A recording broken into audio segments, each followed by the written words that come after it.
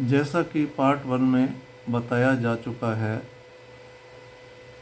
कोई हैबिट जो आप पास्ट में किया करते थे, कोई एक्शन जो पास्ट में आप रिपीट किया करते थे लेकिन वर्तमान समय में बिल्कुल नहीं है, तो ऐसे वाक्यों के लिए अफर्मेटिव वाक्यों में हम यूज्ड टू मतलब USED यूज्ड टू का प्रयोग करते हैं।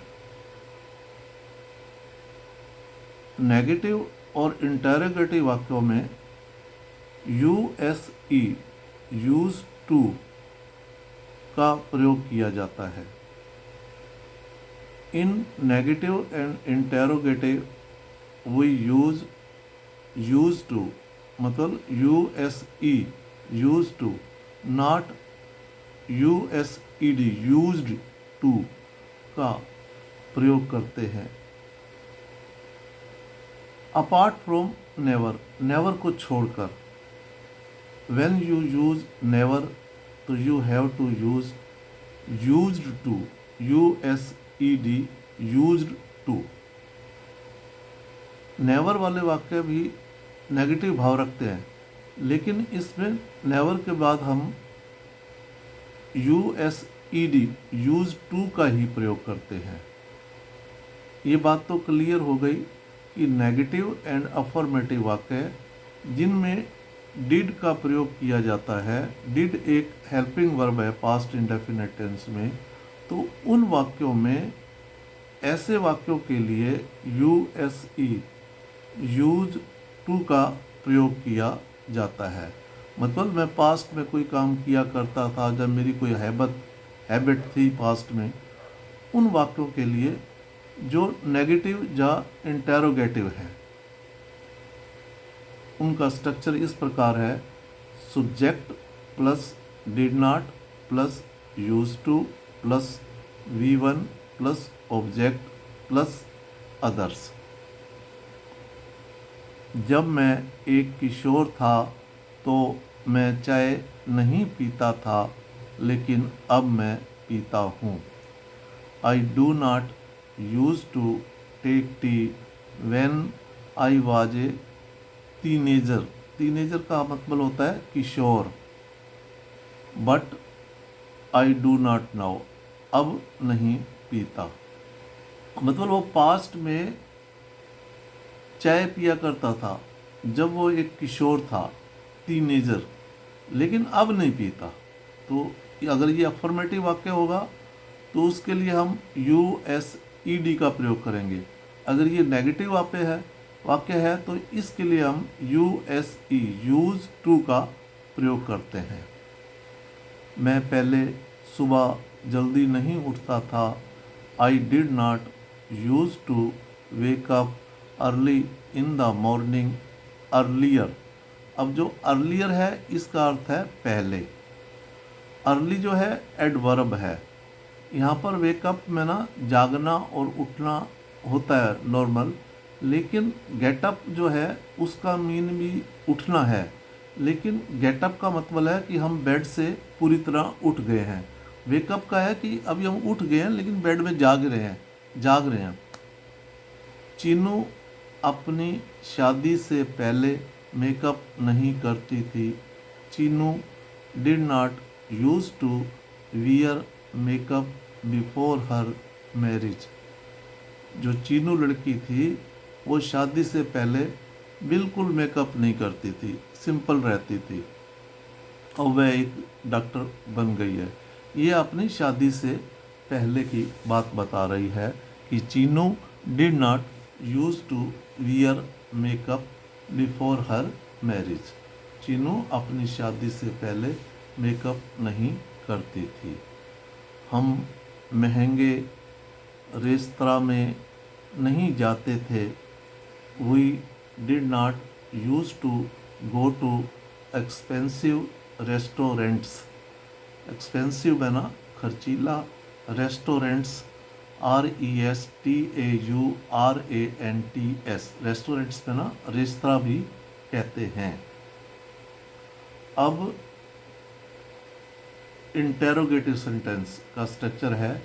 अब जो डिड है सब्जेक्ट से पहले आ जाएगा, फिर यूएसई यूज टू का प्रयोग होगा, फिर वी1, फिर ऑब्जेक्ट। अब जिस भी वाक्य में did helping verb past indefinite tense में आ जाए तो उस वाक्य में हम इस प्रकार के वाक्य जो कि पास्ट हैबिट और रिपीट एक्शन के लिए होते हैं उसमें यूएसई यूज टू का प्रयोग करेंगे इंटेरोगेटिव और नेगेटिव वाक्यों के लिए। ये ध्यान रहे। जब आप स्कूल में थे तो क्या आप अंग्रेजी बोलते थे? Did you use to speak English when you were at school? मतलब जब आप स्कूल में थे तो क्या आप अंग्रेजी बोलते थे? क्या वे घंटों पढ़ाई करते थे? Did they use to study for hours? मतलब क्या वे घंटों पढ़ाई करते थे? जब आप कॉलेज में थे तो क्या आप धूम्रपान करते थे? Did you use to smoke when you were in college? जब आप कॉलेज में थे क्या आप धूम्रपान करते थे? Did you use to smoke when you were in the college? अब subject plus never plus U S E D use to. अब यहाँ नेवर के साथ हम इसमें डिड का प्रयोग नहीं किया जा रहा। जिन वाक्यों में नेवर आ जाता है उसमें डिड का प्रयोग नहीं किया जाता, इनका भाव भले ही नेगेटिव हो। नेवर के साथ अब हम यूएसईडी यूज टू का प्रयोग करेंगे। तो सब्जेक्ट फिर नेवर फिर used two plus V1 plus object. मैं कभी भी अपने घर का काम समय पर नहीं करता था।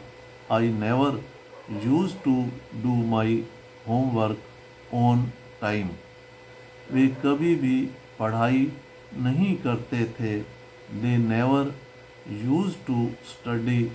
वे कभी भी पढ़ाई नहीं करते थे। वह कभी भी अपने रूप रंग की परवाह नहीं करता था। He never use to care about his appearance. Appearance में ना रूप रंग, भाई वो कैसा दिखता था। तो जिन वाक्यों के और शब्दों के अंत में ANC आ जाए अपीयरेंस तो वो मोस्टली नाउन होते हैं।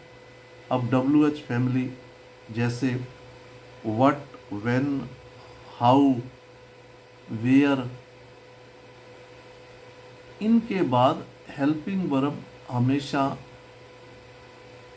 आती है। तो इस प्रकार के वाक्यों में WH फैमिली में हेल्पिंग वर्ब डिड का प्रयोग किया गया है। तो इसलिए इनमें यूएसई यूज टू का प्रयोग किया जाएगा। तो WH फैमिली का पहले शब्द आएगा जैसे what, how, where, which, when, इस प्रकार के शब्द पहले आएंगे और उसके बाद हेल्पिंग वर्ब डिड का प्रयोग किया जाएगा। फिर सब्जेक्ट आएगा, फिर यूएसई यूज टू का प्रयोग किया जाएगा और फिर वी1 का प्रयोग किया जाएगा। आप क्रिकेट कैसे खेला करते थे? How did you use to play cricket? आप क्रिकेट कैसे खेला करते थे? आप क्रिकेट क्यों नहीं खेला करते थे? Why didn't you use to play cricket? आप क्रिकेट क्यों नहीं खेला करते थे? यूज टू का प्रयोग उन वाक्यों में भी किया जाता है जो पास्ट और प्रेजेंट में विपरीत है। कहने का मतलब है use two is used in sentences that contrast the past and present। मतलब यूज टू का उपयोग उन वाक्यों में किया जाता है जो पास्ट और प्रेजेंट में विपरीत मतलब कॉन्ट्रास्ट है। जैसे मैं धूम्रपान करता था लेकिन अब मैं नहीं करता। मतलब I use to smoke but now I don't. मतलब मैं पहले पास्ट में धूम्रपान किया करता था लेकिन अब प्रेजेंट में नहीं करता हूँ। I use to smoke but I don't any more. Any more का मतलब भी अब, परंतु अब नहीं करता हूँ। क्या आप हिंदी पढ़ाते हैं? Do you teach Hindi? अब नहीं, नो नॉट। लेकिन मैं पढ़ाया करता था। बट आई यूज टू मतलब मैं पास्ट में पढ़ाया करता था। Permanent action in the past, मैं एक बड़ी कंपनी में काम करता था या एक बड़ी कंपनी के लिए काम किया करता था।